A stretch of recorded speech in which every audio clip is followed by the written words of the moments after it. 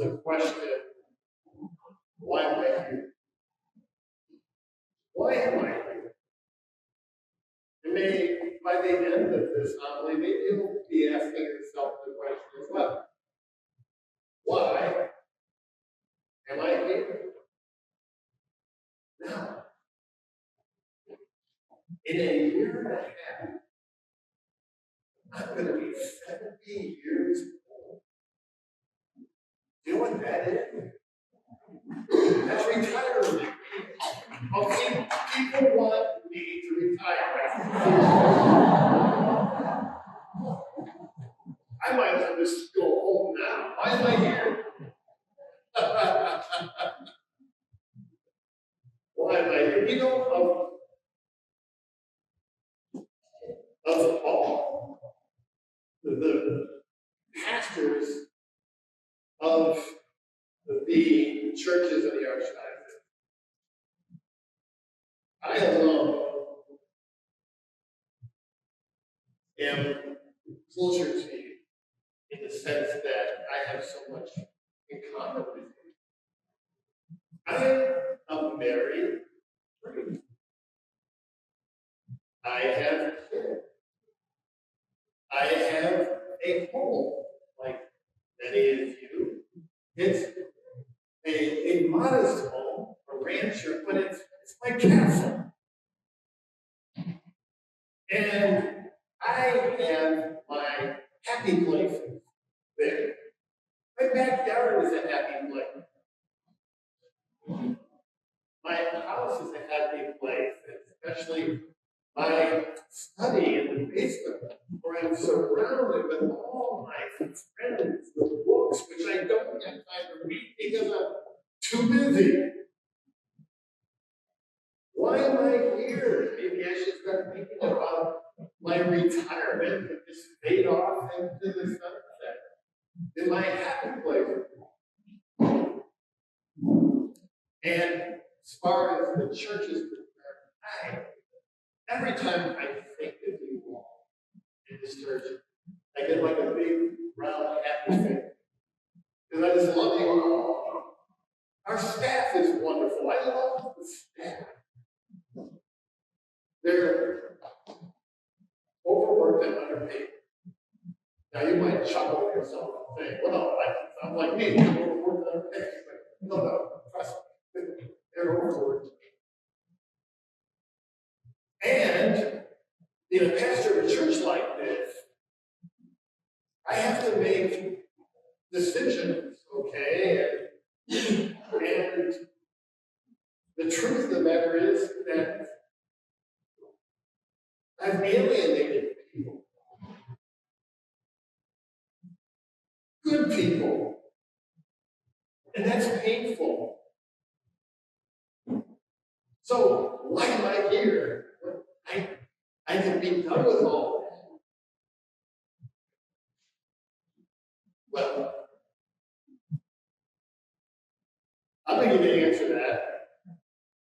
And I'm making myself very vulnerable here in this homily. Because I'm sharing with you a letter that my mother sent me in September of 1990. That was a long time ago. Thank you. 1970. That makes it even longer, doesn't it?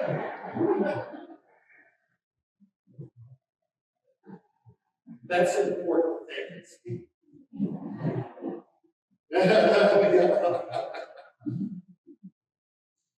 Well, this is what she wrote. Along the beach, when the tide is low, there are puddles with a fish or etc. in it. Every shrimp has its own puddle. That is what churches and groups are. Now, this was hidden in my Bible, and when I became pastor here, I discovered it. Okay? And it really struck me that this image of all the churches being public is like the churches of the Archdiocese. Okay, they're once big, and now because of scandal and because of COVID and because of all the pressures of the world out there, they're shrinking. And these puddles, they're evaporating. And people are on the defenses. They always think in a defensive. They think in a defeatist way.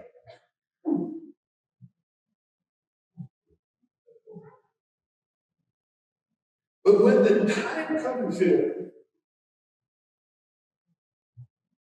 the Holy Spirit with power, then the church will arise in unity and great glory. Now I want you to think about these words. The church will arise in unity and great glory. Dear brothers and sisters, is this not striving forward somewhere in your heart? You're not going to do the rest of it following. The church will arise in unity and great glory.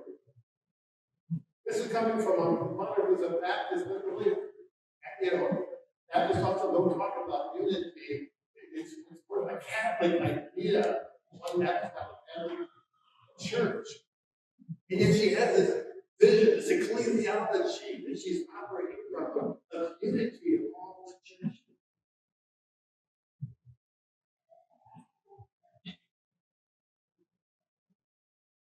A boy may pull a boat along the beach. And those who don't understand, they think he's nuts.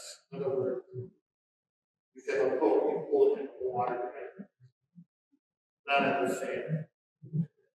But when the time comes in, the boy's boat will be ready. And then she said, "You are that boy." No. I was in college back then. Many years, decades have passed, and I have to admit, that imagery of me pulling a boat with sand seems pretty accurate to me.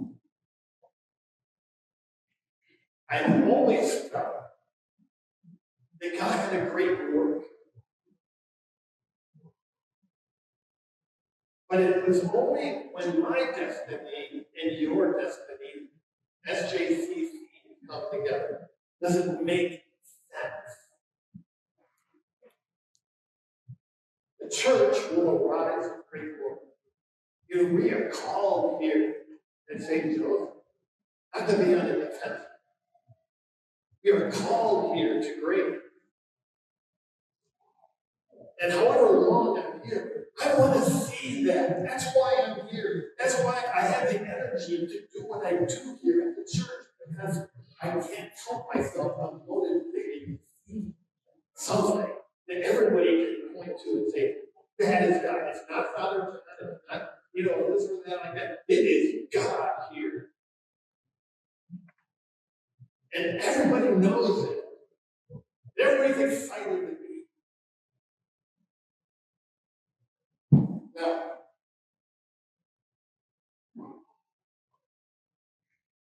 what I'm asking you today is to think where you are.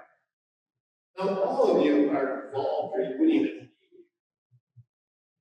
But the question is, how committed are we? There's a huge difference between involvement and commitment. Okay, it's kind of like a breakfast this morning. Okay, if you've had eggs and bacon, right? Who is involved and who is committed to your breakfast? The chicken or the pig?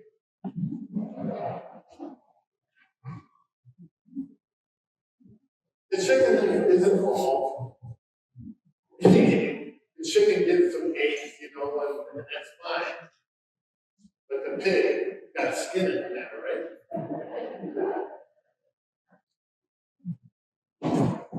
Now,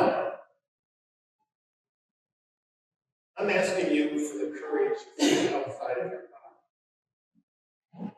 The courage to be committed. The courage to self-gift yourself in time, talent, and treasure in this church. Because I think that if we, in our minds, really start transitioning into commitment, we will be preparing ourselves for the Holy Spirit And we know he can do it. He's done it in the past. He's doing it now in various parts of the world. Why not here in St. Joseph?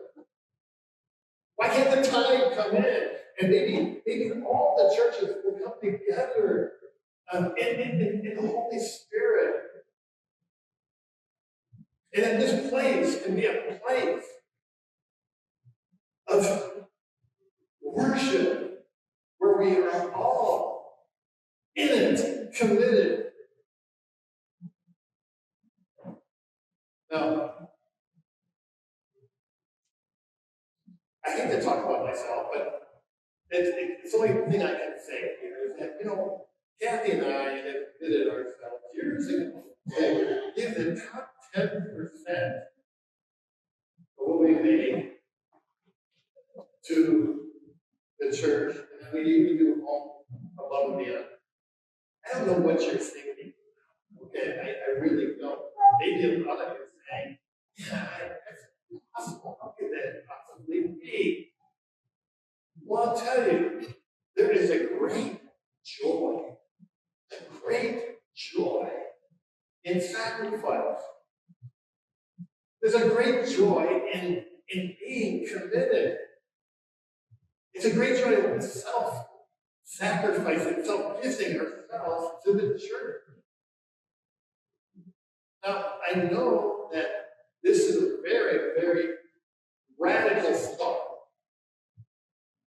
But this is what we're asking you to think about and pray about. Actually, I am telling you that you need to give in a consistent way, whether it be through faith direct or whether it be through the envelopes. I'm telling you that you must do this because this is what Jesus is asking all of us to do. It may be just a little bit to begin with, and maybe working your way up. But this is the only way to really be excited and happy in the Lord is when you have moved with all that to commit. You pass that, when you have the courage to pass into that zone, life changes. I am not keeping Catholic guilt. I am telling you what Catholic glory really is. True worship. And worship doesn't happen without sacrifice. So let me tell you again. Now, a lot of people who say things like, I'm not going to get into the offertory because I know that money, some of it is going to the archdiocese, and that the archdiocese is going to pay for lawyers because there were wicked. Now, I get it because I'm a parent. And if anybody would touch one of my kids, I would be furious. As would you. I understand righteous anger. However, if we were stuck over here and say, I'm not giving because of this, then your brothers and sisters, you don't get going. You're robbing the future. You're robbing the future. What's the future? See these little girls here? Yeah. I'm going to smile.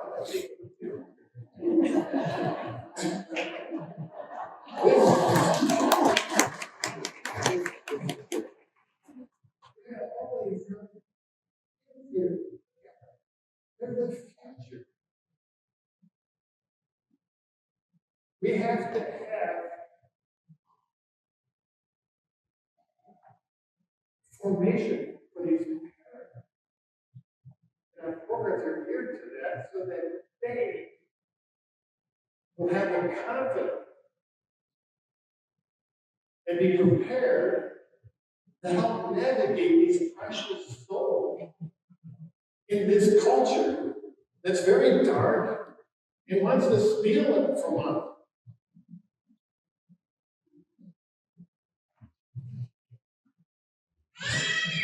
We need to give your time, treasure, talent for the liturgy that uses you.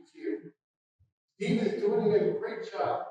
And we need more and more help. It's not anywhere near where we want it to be. We want this place to be ringing with praise to God. And if you're just involved, you're not going to be doing that. If you're committed, then this will be a place where everybody in our parish area, the elders are flexible. Everybody knows that something's going on here that's good. Something that will draw them. They'll go down the street and not just sort of just, oh, what's that? I haven't seen that before. But everybody knows that something's happening here. It's called the Holy Spirit. It means joy. It means salvation. And we will be excited about inviting people, our neighbors, here. Now, it's true, we have inherited tough things. We've been inherited with, from our, some of these tough things that we have discussed already here with this family. We've also inherited these pillars. On the outside, they look great, but underneath, they discovered that they were falling apart. We inherited that. That's been passed down to us. We've got to deal with it. It's over $1 million.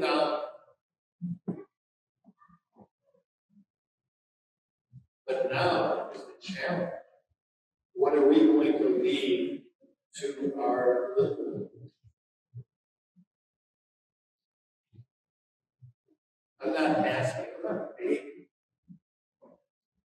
I'm telling you what your duty is in the future. I'm asking you to have courage, pass into true commitment. That is what Jesus is always asking all of us. And it can happen here. It can happen here. The Holy Spirit can come down here. And we can change the world around us. Do you believe in it?